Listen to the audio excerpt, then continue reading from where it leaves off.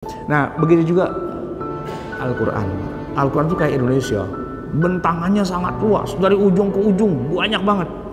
Sehingga Pak, ini yang mau kita sampaikan juga, janganlah ngaku-ngaku ahli Quran kalau baru nguasain satu mata kuliah doang gitu Pak. Baru bisa tajwid, baru bisa hafal, bilang ahli Quran. Quran yang mana yang Anda ahli? Justru malah nggak punya sama sekali. Nah, yang perlu kita lakukan adalah perluas dulu wawasan kita tentang ulumul Quran, ilmu-ilmu Al-Quran yang sangat banyak. Dan kadang-kadang Pak, saking banyaknya kita puyeng. Saya terus terang Pak, ketika mata kuliah tentang qiraah sab'ah ini disampaikan ke saya termasuk salah satu murid yang frustasi. Kenapa?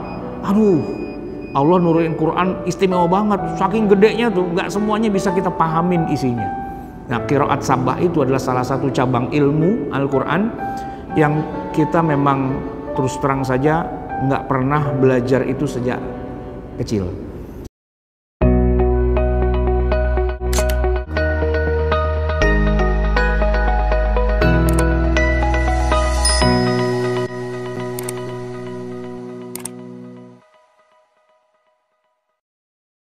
Bismillahirrahmanirrahim. Assalamualaikum warahmatullahi wabarakatuh. Alhamdulillah alladzi bi ni'matihi tatimmus shalihat.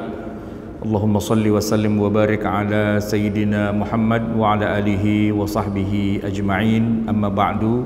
Hadirin jamaah yang dirahmati Allah. Malam ini kajian kita judulnya adalah ilmu qiraat.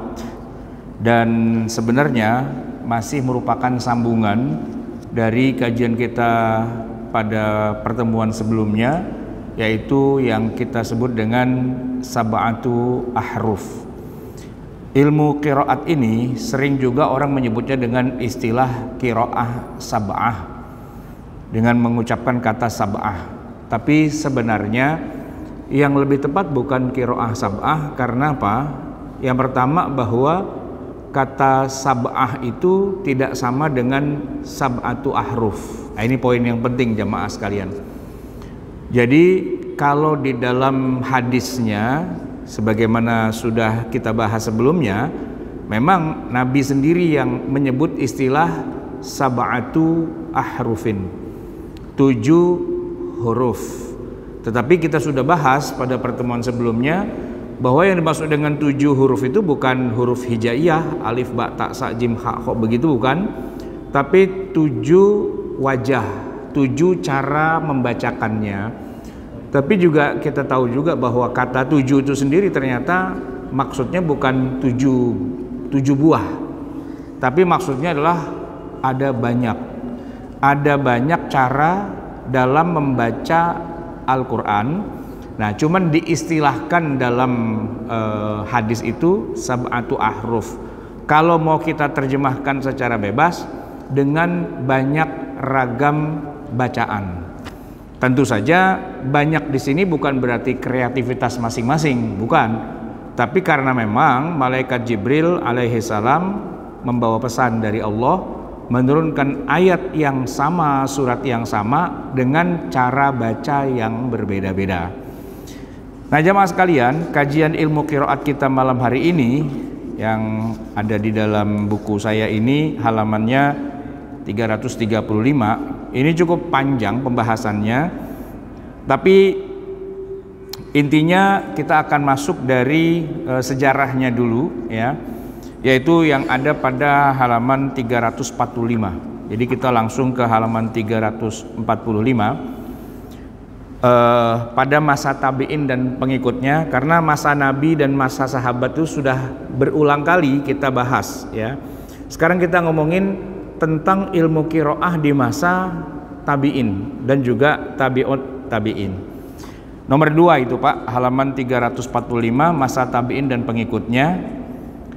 Seusai masa sahabat ridwanullahi alaihim berlalu, ilmu qiraat diteruskan pengajarannya oleh para murid dari para sahabat, yaitu para ulama dari kalangan tabi'in.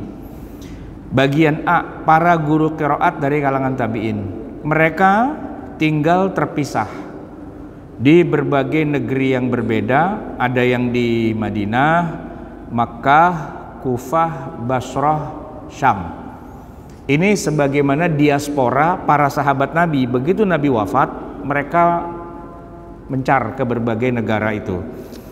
Kalau di Madinah, orang-orang belajar qiraat dari guru mereka yang di level tabi'in itu seperti Sa'id bin Al-Musayyab, Urwah bin Az-Zubair, Umar bin Abdul Aziz. Ini kan tabi'innya gitu ya. Ya, jalur itu Pak sama dengan jalur fikih, sama dengan jalur baca Quran, sama dengan jalur ya hadis-hadis Nabi juga. Semuanya jalur yang sama, dari Nabi ke sahabat, sahabat ke tabi'in. Orangnya masih dia-dia juga. Makanya unik jamaah sekalian, kalau kita belajar hadis, maka para perawi hadis itu ya tabi'in, para sahabat Rasulullah, orangnya dia-dia juga. Ada yang namanya Sa'id bin Musayyab di Madinah, ada yang namanya Urwah bin Zubair, ada Umar bin Abdul Aziz. Di Mekah ya kita ketemu orang yang sama, Ubaid bin Amir atau bin Abi Rabah, Tawus. Di Kufah ada Aswad bin Yazid, Alqamah, Marzuq. Di Basrah ada Amir bin Abdul Qais, Yahya bin Ma'mur, Nasir bin Asim. Dan di Syam ada Khulaid bin Sa'ad dan Mughirah bin Abi Syihab.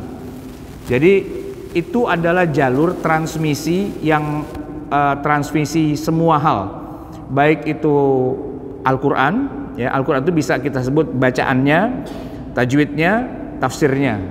Hadis juga lewat mereka, dan yang lain-lainnya juga lewat mereka, karena itu jalur yang masih backbone sekali, paling utama.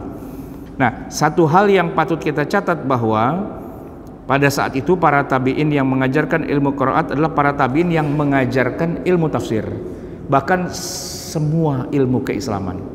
Karena sebenarnya semuanya ilmu di masa itu kan masih gabung jadi satu. Nah, dalam kajian sejarah tafsir di masa tabi'in, kita tentu masih ingat bahwa ilmu tafsir sendiri masih merupakan bagian dari ilmu hadis, ya Pak ya. Ilmu tafsir di masa para sahabat, tabi'in dan tabi'ut tabi'in itu belum ada menjadi sebuah buku tersendiri, gitu belum ada. Nah, informasi terkait ilmu tafsir itu dia nyelipnya ada di dalam kitab hadis malah. Jadi kitab hadis disusun dulu oleh para ulama di generasi sahabat tabi'in dan tabi'ut tabi'in ya. Nah, baru nanti ilmu hadis yang sebegitu banyak karyanya itu nanti ada pengelompokan lagi dalamnya, ada hadis-hadis yang hanya bicara tentang penjelasan Al-Qur'an. Baik penjelasan itu dari Nabi atau penjelasan dari sahabat atau juga dari tabi'in, itu dikelompokkan tersendiri. Hadis ini Pak judulnya, tapi hanya yang bicara tentang ayat Quran. Mulai dari Al-Fatihah, Al-Baqarah, Ali Imran sampai kepada Qul a'udzu birabbil falaq, Qul a'udzu birabbin nas. Nah, itu Pak, hadis itu kalau sudah hanya isinya tentang Quran, dia nanti berubah jadi kitab tafsir. Berubah jadi kitab tafsir yang mana isinya perkataan Nabi, perkataan sahabat, perkataan tabi'in, ya. Kitab tafsir yang generasi pertama itu yang disusun oleh ya Ibnu Jarir At-Tabari. Beliau wafatnya 310 Hijriah. Itu sebenarnya Pak, kalau kita sekarang menyebutnya itu tafsir At-Tabari, tapi kalau kita buka dan kita baca dalamnya itu hadis sebenarnya. Cuma ya tadi hadisnya tentang ayat-ayat Al-Quran. Baik, para pengajar qiraat di kalangan tabi'ut tabi'in, di bawahnya lagi ya. Pada fase ini muncul generasi baru yang mempunyai perhatian lebih serius terhadap bacaan yang sampai pada mereka, maka muncullah nama-nama lebih spesifik ahli qiraat. Jadi yang dipelajari atau yang jadi konsentrasinya ya masalah qiraat saja. Fikihnya sudah pisah ulamanya. Sudah ada ulama khusus fikih, nanti sudah ada ulama khusus hadis, sudah ada ulama khusus ahli qiraat ya. Kalau di Madinah itu namanya Abu Ja'far Yazid bin Qa'qa' dan Nafi'. Kalau di Mekah Abdullah bin Katsir, Humaid bin Qais dan sebagainya. Kalau di Kufah ada Asim Hamzah Al-Kisai, di Basrah ada Abu Amr bin Ala, Yaqub Isa bin Umar dan yang lainnya. Di Syam ada Abdullah bin Amir, Yahya bin Haris Az-Zimari dan lainnya. Kalau kita cermati nama-nama mereka, kita sadar bahwa mereka itulah nantinya yang masuk ke dalam jajaran para imam qiraat yang 7 atau yang 10 atau yang lebih dari itu, yaitu ketika sudah masuk masa tadwin. Nah, masuklah masa tadwin. Tadwin itu apa? Apa yang tadi ilmu hanya berupa perkataan dari guru ke murid dan dihafal, nah mulailah apa yang dari guru ke murid ditulis. Jadi mulai ada bukunya, begitu ya.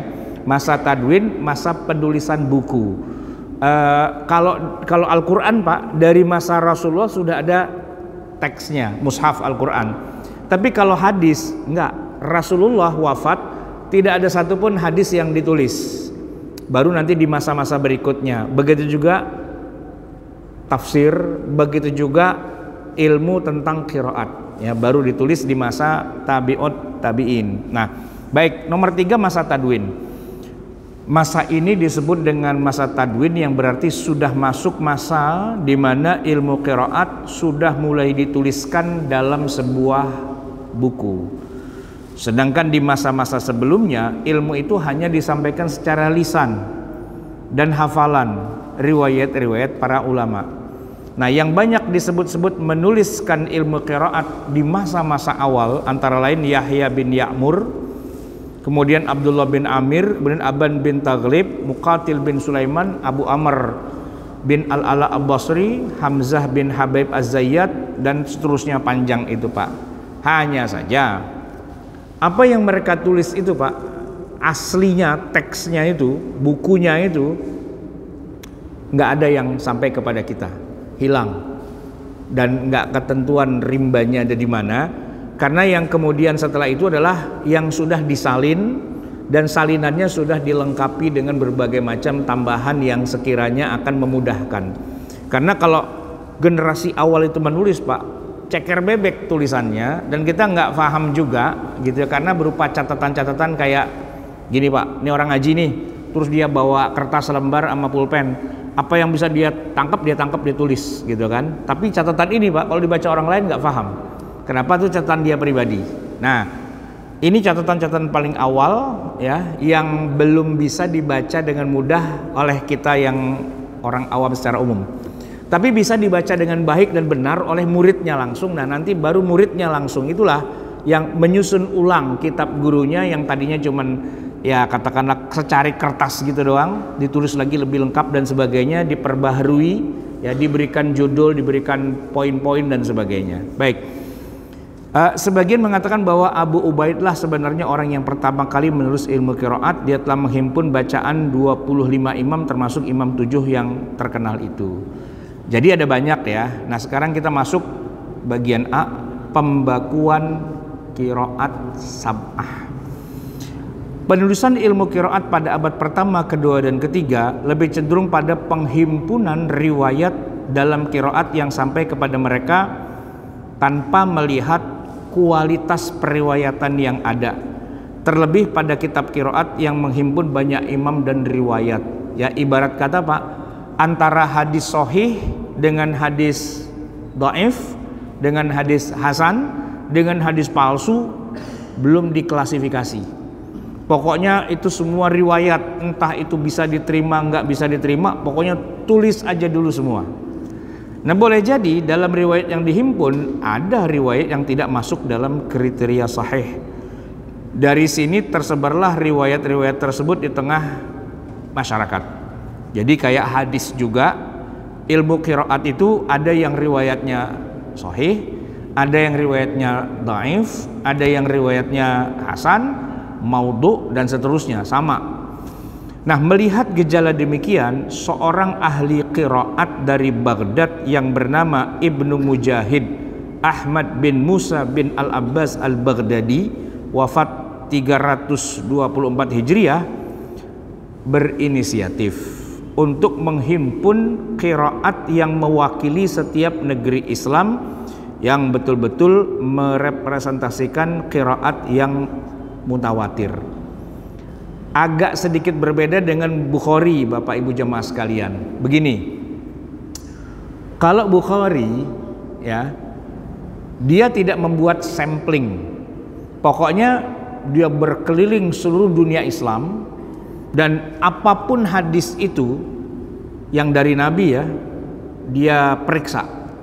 Kalau memang memenuhi kriteria dan syaratnya, Imam Bukhari akan menghadiahkan hadis itu biar masuk ke dalam kitab sahihnya.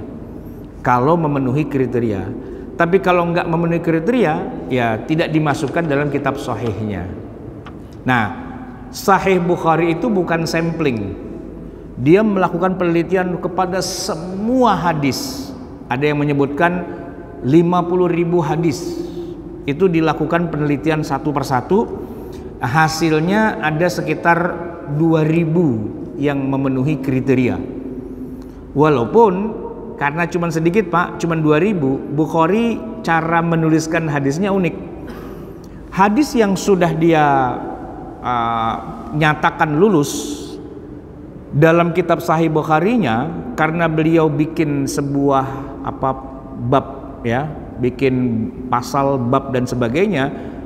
Hadis yang sudah muncul di satu pasal tertentu, kalau menurut dia ini juga masuk nih di pasal yang lain, maka hadis itu dikopas. Terus dia bikin bab yang lain lagi, kayaknya hadis yang udah saya kopas itu cocok juga tuh dengan bab yang lain. Karena kan satu hadis bisa saja temanya macam-macam di dalam satu hadis itu. Maka ketika Imam Bukhari bikin sekian banyak tema, ada beberapa tema yang hadisnya itu juga. Jadi di dalam Sahih Bukhari itu terulang-ulang, hampir semua hadis itu terulang-ulang Pak. Makanya jumlahnya 7.000 itu sebenarnya agak kurang tepat ya. Kalau seandainya Sahih Bukhari itu diringkas saja, tidak usah diulang-ulang, maka paling-paling cuma sekitar 2.000-an saja yang dilakukan oleh Bukhari. Nah, saya ngomongin Bukhari karena untuk membuat sebuah perbandingan dengan yang dilakukan oleh Ibnu Mujahid. Ibnu Mujahid ada yang sama yang dia lakukan dengan Bukhari, yaitu berkeliling dunia Islam untuk mengumpulkan riwayat bacaan Quran. Dia hanya mengambil riwayat yang mutawatir saja, yang mutawatir. Nah, tetapi untuk penamaan beliau hanya memilih 2 saja. Imam dari satu tempat ya, misalnya dari salah satu negeri Islam, misalnya dari Kufah, dia ambil 2 orang saja. Padahal yang punya riwayat kayak gitu Pak bisa puluhan, banyak. Tapi yang paling topnya siapa? Ambil 2. Makanya itu namanya metode sampling.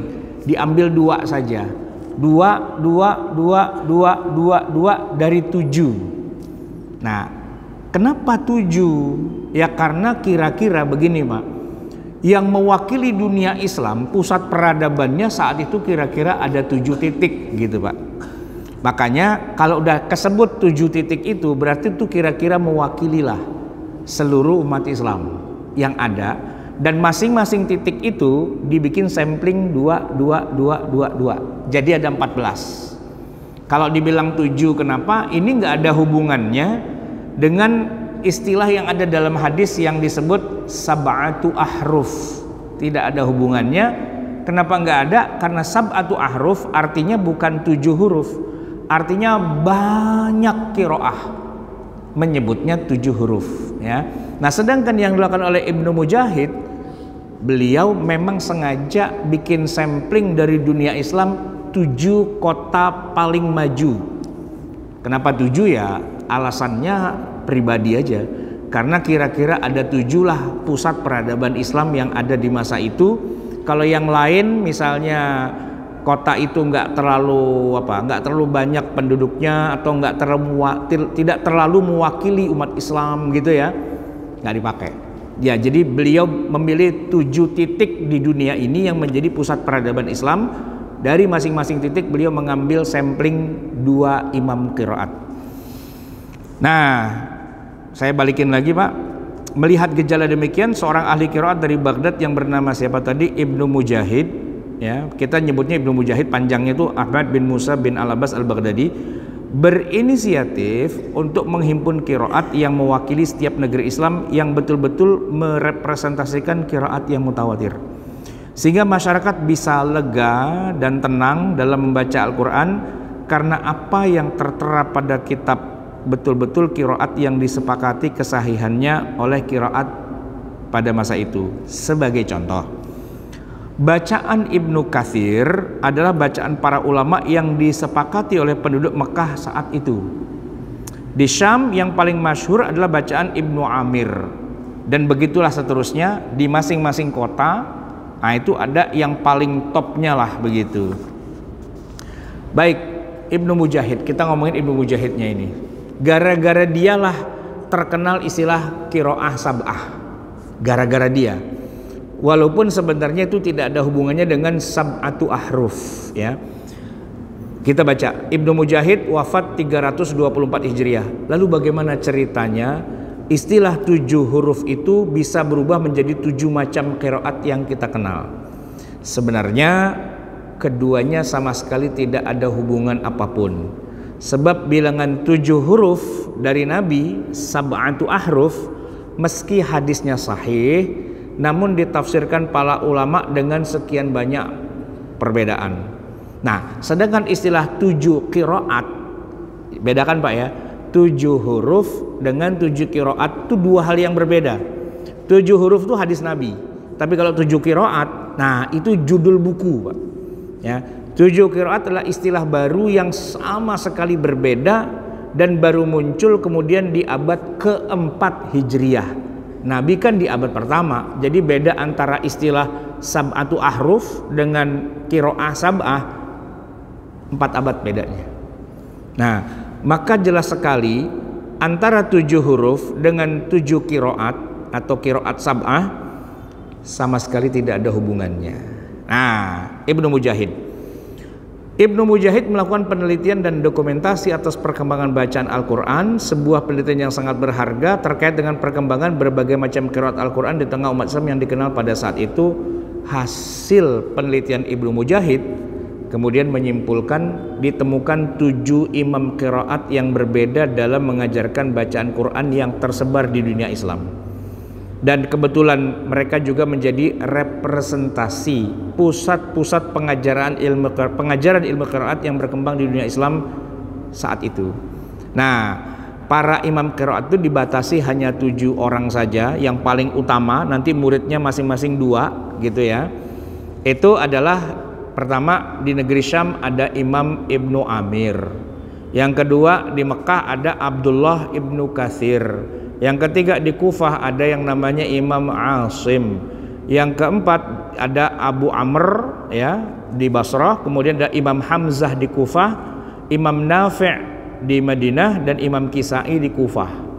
Nah, bukunya itu Pak seperti ada dalam gambar, judulnya Kitabus Sab'ah fil Qiraat, kitab 7 dalam qiraat. Nah, gara-gara buku ini judulnya, maka orang sedunia Islam kemudian menggunakan istilah qiraah sab'ah. Sebenarnya yang namanya qiraah bukan sab'ah, banyak.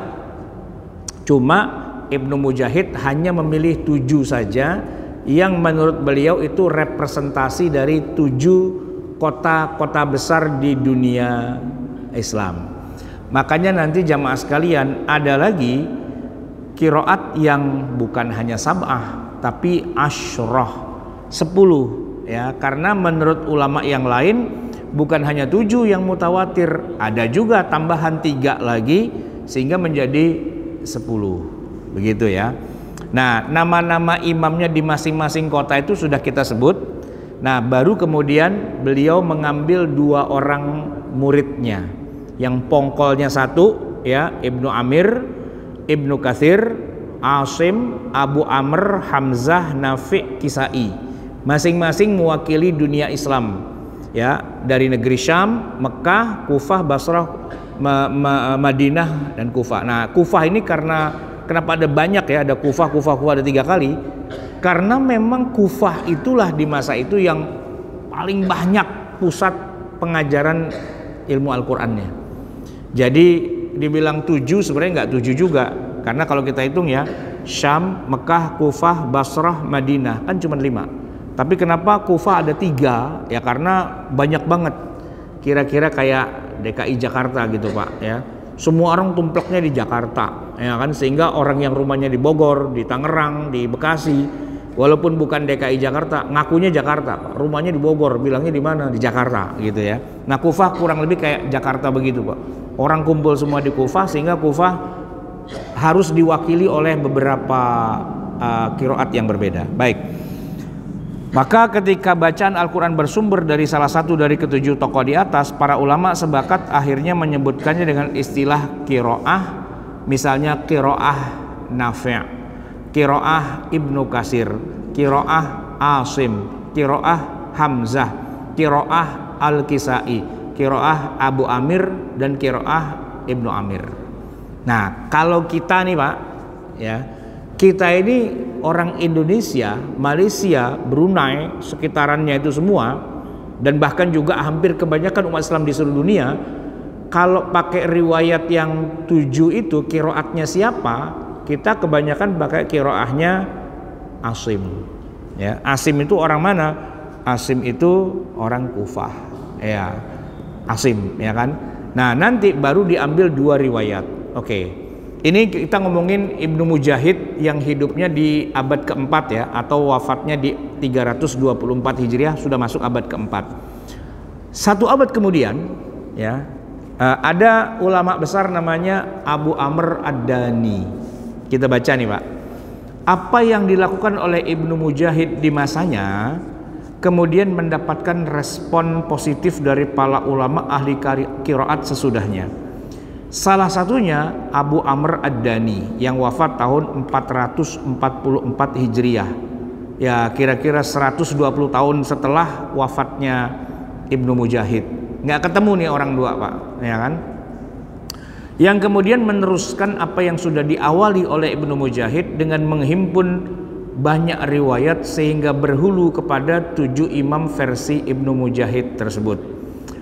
Maka hasil penelitian yang amat berharga itu pun dibukukan dan diberi judul Jami'ul Bayan fi Qira'atis Sab'i.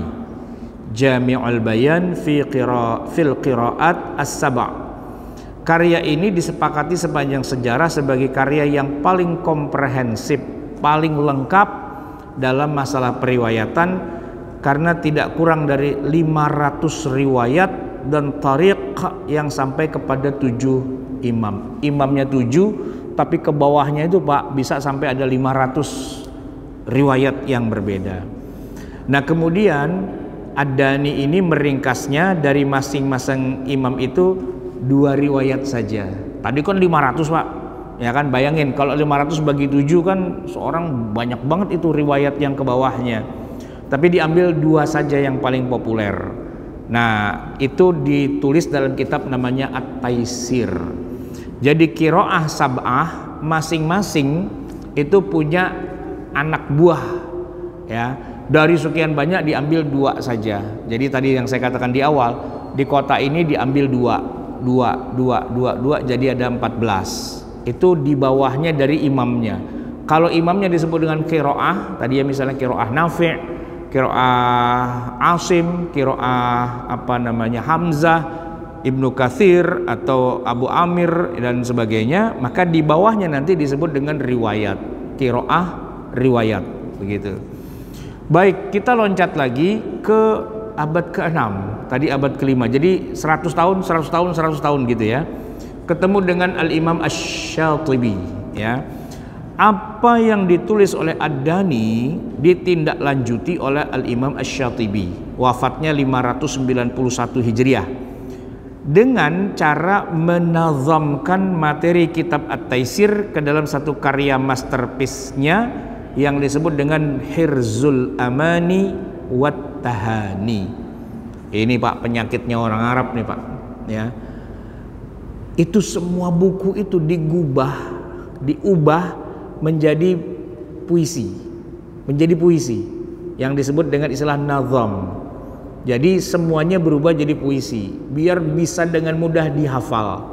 Ya kayak gini Pak, kita ini dalam sejarah Nabi misalnya ya, Maulid kan kita baca apa itu Barzanji ya kan. Jadi kisah Nabi Muhammad tuh dibikin jadi prosa, dibikin jadi puisi. Kalau yang bapak-bapak laki-laki kan Barzanji Nathar namanya. Kalau yang ibu-ibu perempuan namanya Barzanji Nazam. Nathar prosa, nazam puisi. Bedanya apa? Gini Pak. Abtadi'ul imla bismidzatil aliyah mustadirran faydal barakati ala ma ana lahu wa aula. Itu Barzanji prosa. Nah, kalau nazamnya bada'tu bi ismidzatil aliyah tsani, nadanya beda karena dia berupa puisi, gitu ya.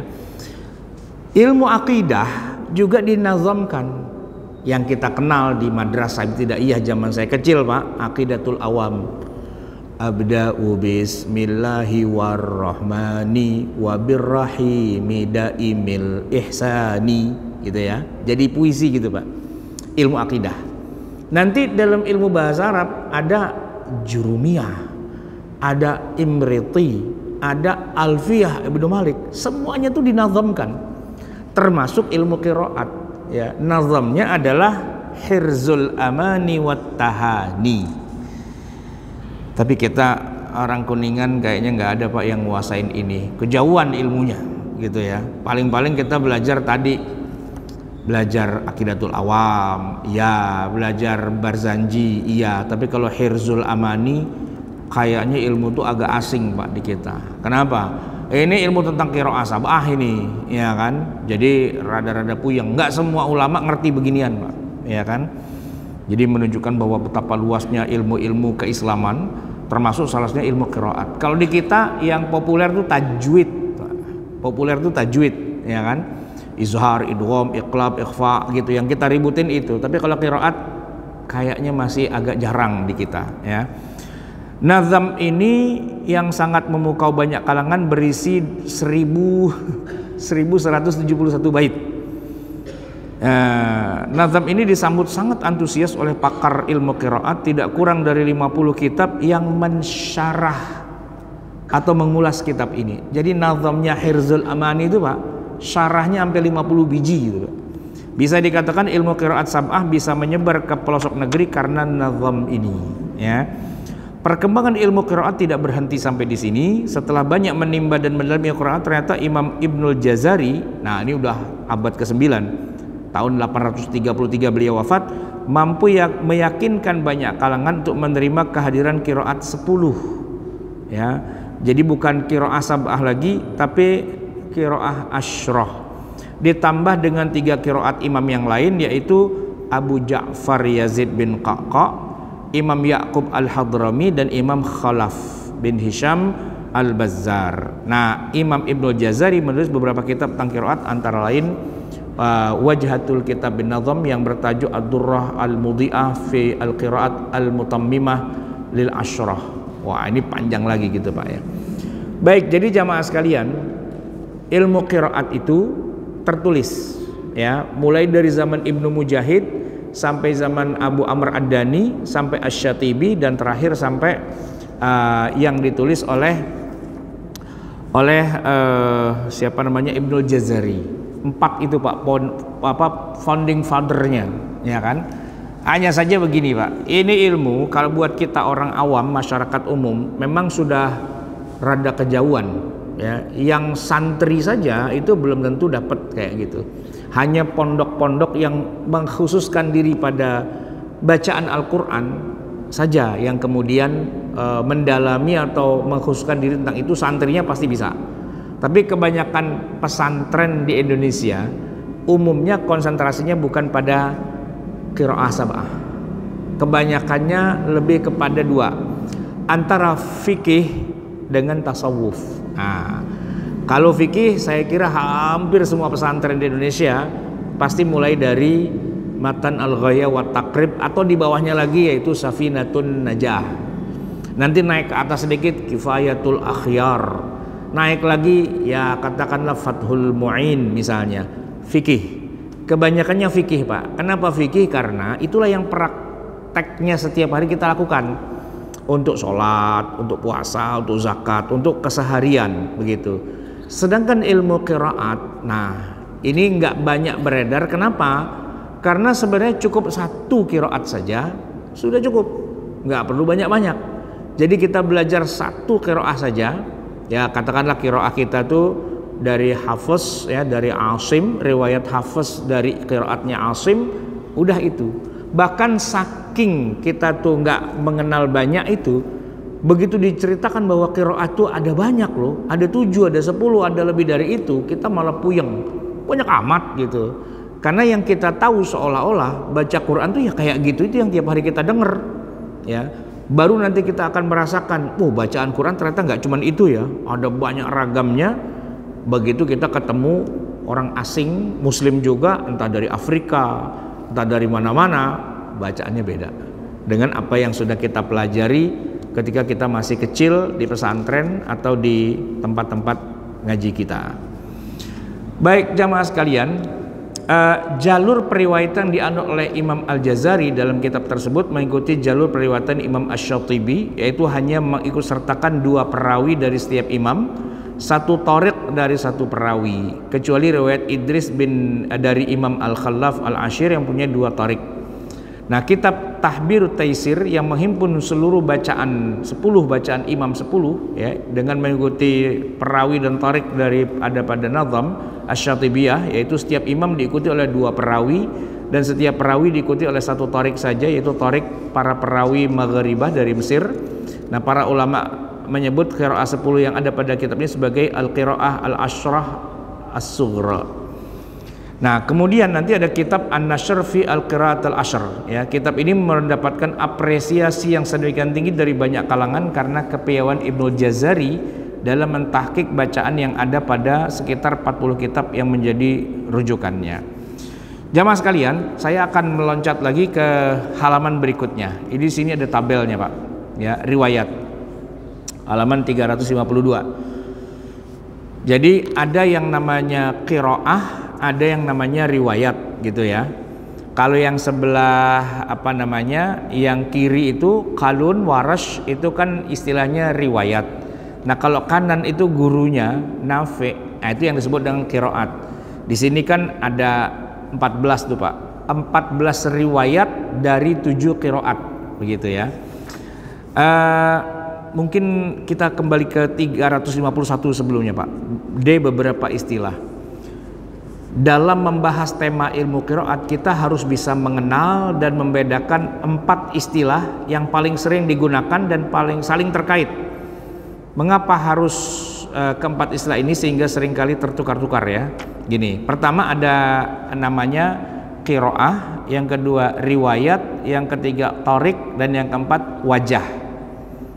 Qiraat, riwayat, thariq, wajah. Nah, pertama qiraah dulu.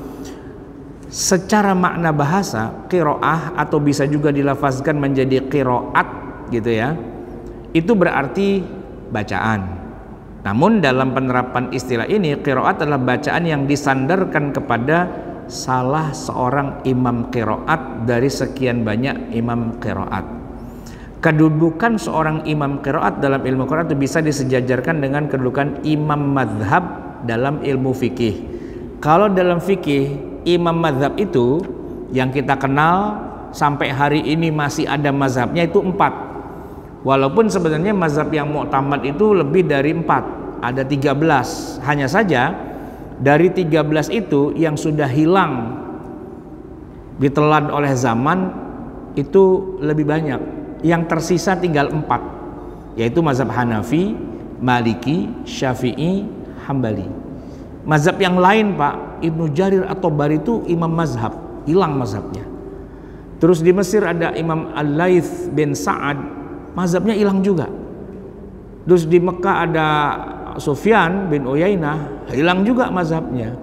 Termasuk di Baghdad itu ada, di Basrah ada imam namanya Hasan Al-Basri, hilang juga mazhabnya. Nah, termasuk juga di Baghdad itu ada Imam Dawud Al-Zahiri, hilang juga. Yang masih survive dalam ilmu fikih ya, imamnya tinggal 4. Makanya kalau ada orang nanya kenapa cuma 4, nah, karena yang tersisa tinggal 4 yang dominan dan masih ada mazhabnya hari ini. Kalau yang lain-lain tadi yang saya sebutkan itu sudah punah, sudah nggak ada lagi pusat pengajarannya, nggak ada muridnya, nggak ada kitabnya.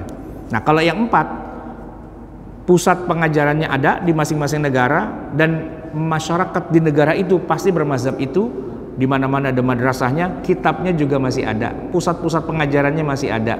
Kayak kita di Indonesia, pusat pengajaran mazhab Syafi'i. Nah, dalam dunia ilmu baca Quran itu disebut dengan ya qiraat imam sab'ah yang tadi sudah kita sebut. Para imam qiraat ini kalau dilihat dari masa hidupnya agak sedikit berhempitan dengan masa hidup para imam mazhab, atau sedikit sesudah imam mazhab yang 4. Kalau imam mazhab itu Pak mulainya dari 100 wafatnya Imam Abu Hanifah 150, dan 150 Hijriah itu lahirnya Al-Imam Syafi'i.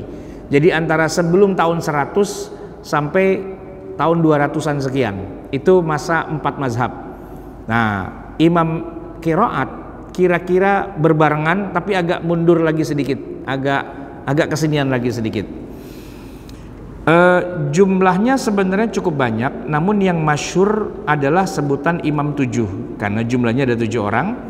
Selain itu juga dikenal sebutan Imam 10 karena jumlahnya 10 orang seperti yang tadi diteruskan oleh Al-Jazari, dan juga ada sebutan Imam 14 karena jumlahnya memang ada 14, tergantung versinya siapa begitu ya. Namun sebenarnya jumlah imam qiraat itu jauh lebih banyak daripada 7, 10 atau 14, lebih banyak lagi.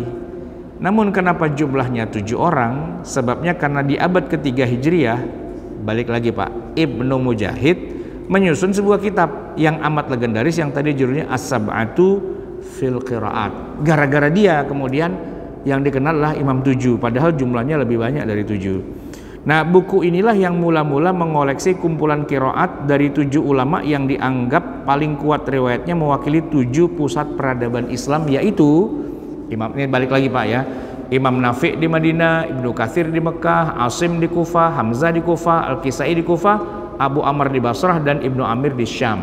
Nah di bawah dari qiraat muridnya kalau dia ngaji kepada imam qiraat disebut riwayat.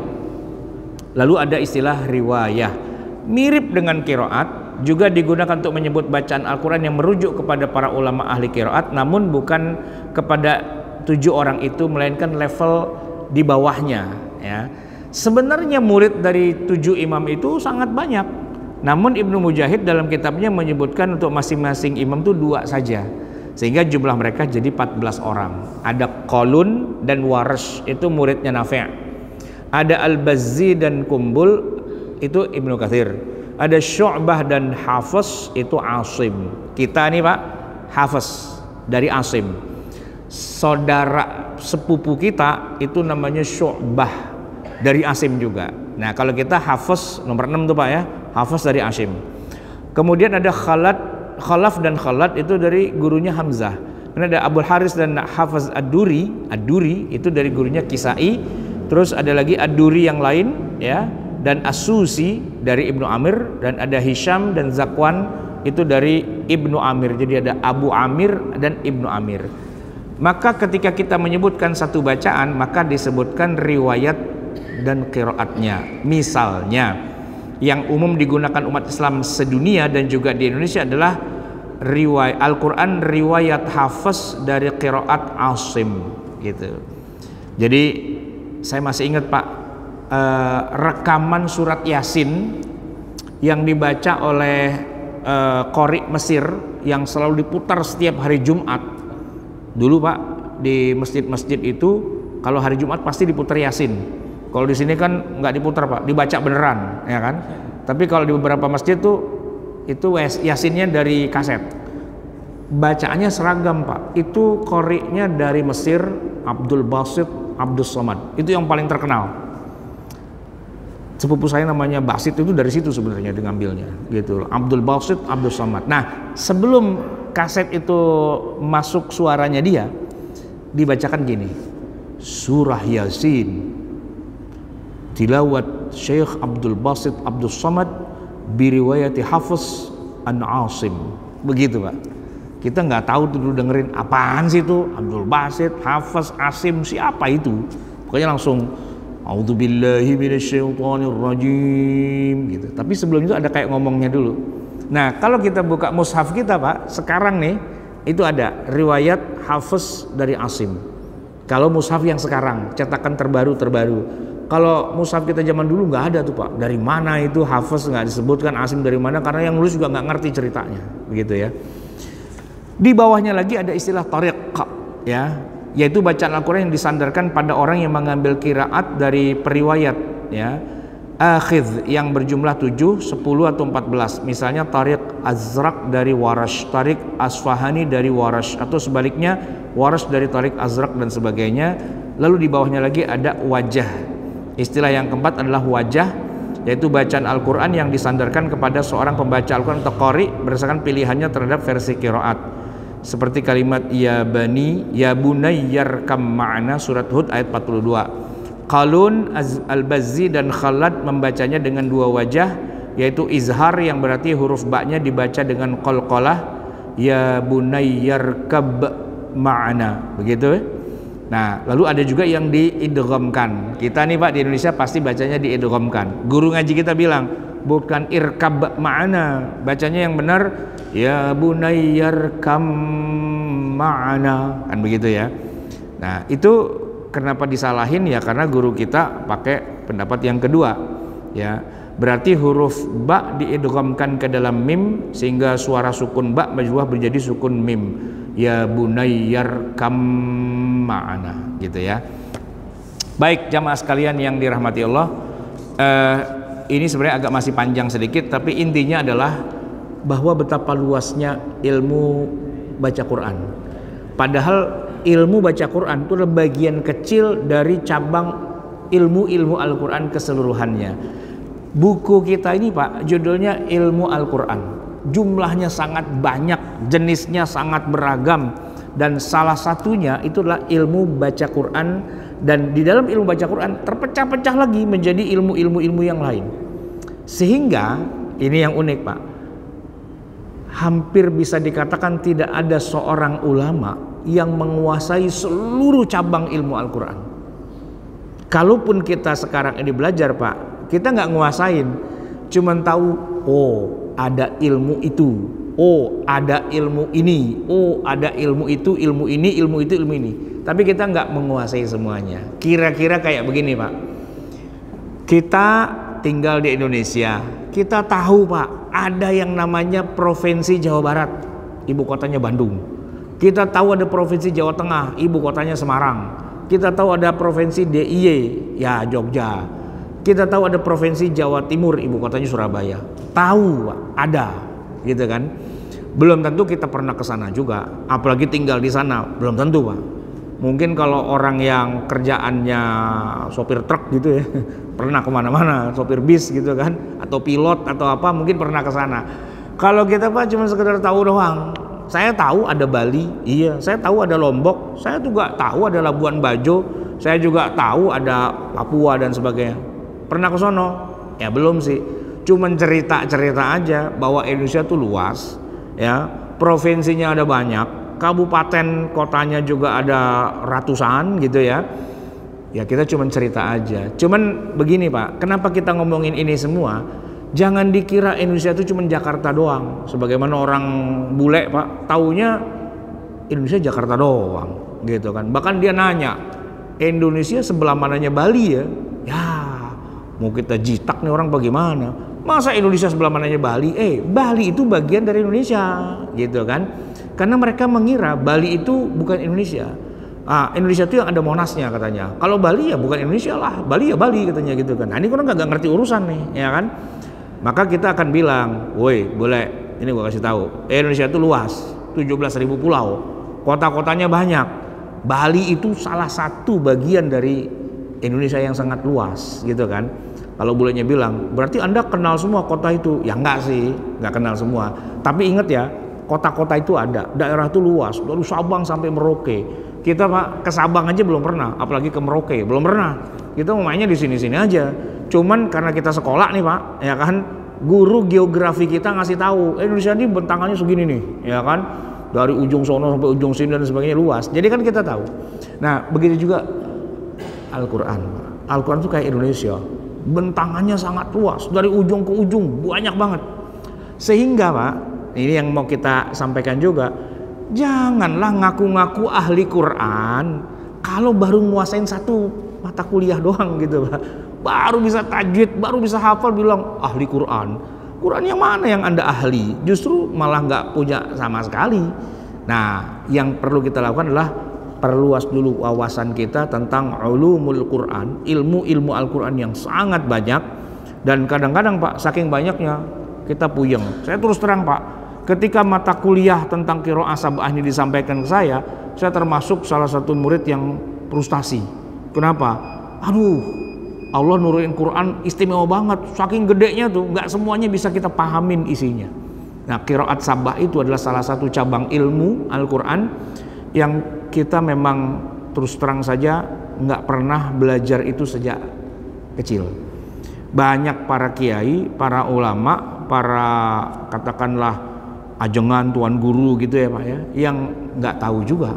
Bahkan bukan sekedar nggak tahu, nggak sadar bahwa ilmu qiraat itu ada, gitu. Nggak sadar dia, ya kan?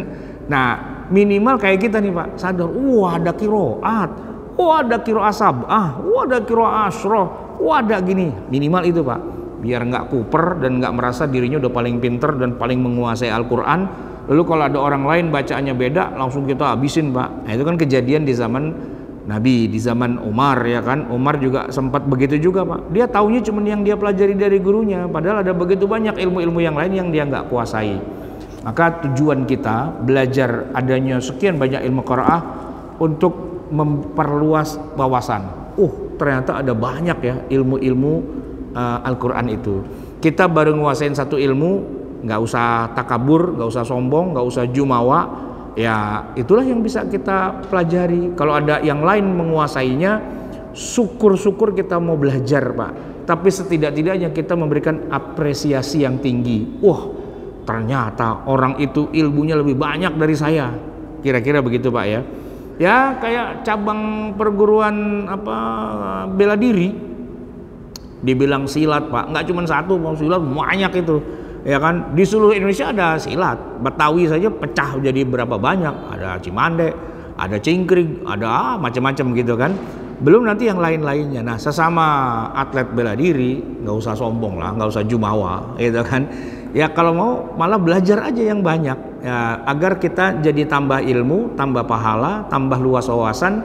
Karena perintah Allah pada kita adalah talabul ilmi faridatun ala kulli muslimin. Itu pesan dari Nabi. Mencari ilmu itu adalah kewajiban buat kita, bukan untuk banggain ilmu kita dan jelek-jelekin orang lain. Tapi kita ingin agar ilmu Allah ini bisa kita pelihara, karena itu beban di atas pundak kita, dan kita jaga, kita apresiasi. Setidak-tidaknya kita tahu, emang ada ya ilmu kayak gitu. Baik jamaah sekalian yang dirahmati Allah, sudah habis waktunya, mari kita akhiri. Semoga Allah Subhanahu wa taala selalu memberikan kepada kita karunia-Nya, pengampunannya, dan juga kasih sayangnya, dan luas dari ilmunya. Aqulu qawli hadza wa astaghfirullahal azim li wa lakum, wabillahi taufiq wal hidayah, wal afu minkum. Assalamualaikum warahmatullahi wabarakatuh.